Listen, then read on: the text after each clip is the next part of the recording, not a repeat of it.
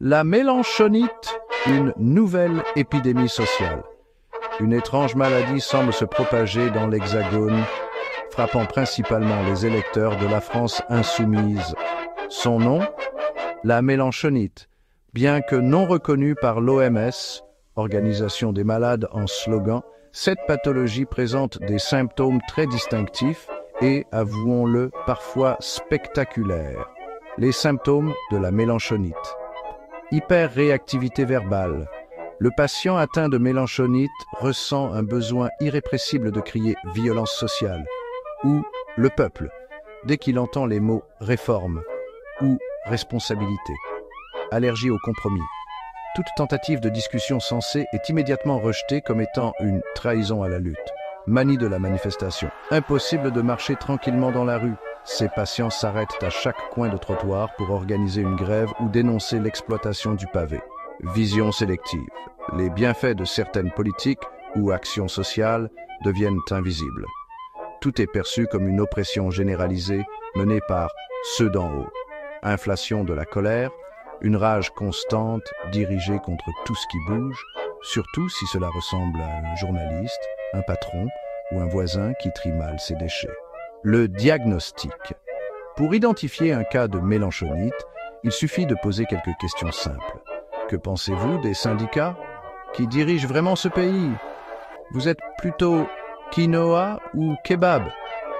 Si le patient répond avec un discours de 45 minutes sur la lutte des classes, une citation de Jean-Luc Mélenchon et un regard méprisant pour ceux qui ne votent pas comme lui, le diagnostic est sans appel. Les conséquences sociales. La mélanchonite n'est pas sans effet sur les relations humaines. Les patients adorent engager des débats dans toutes les situations, y compris au mariage, aux enterrements et devant les rayons de pâtes dans les supermarchés.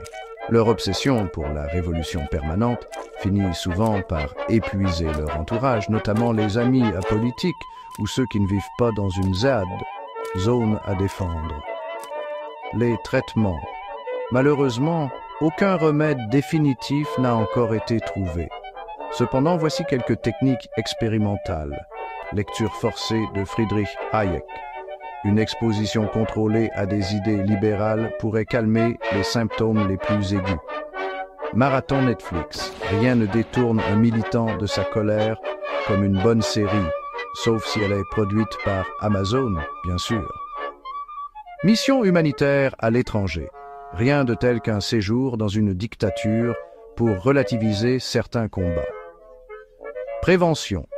Pour éviter la propagation de la mélanchonite, il est conseillé de limiter l'exposition aux discours enflammés, d'éviter les réunions publiques où le mot « capitalisme » est prononcé plus de 10 fois, de promouvoir un débat sain, sans hurlements ni pancartes. Conclusion. La mélanchonite est certes envahissante, mais elle est aussi fascinante, un mélange de conviction, de passion et de mauvaise foi. Alors, face à cette maladie sociale, il ne reste qu'une question. Êtes-vous vacciné?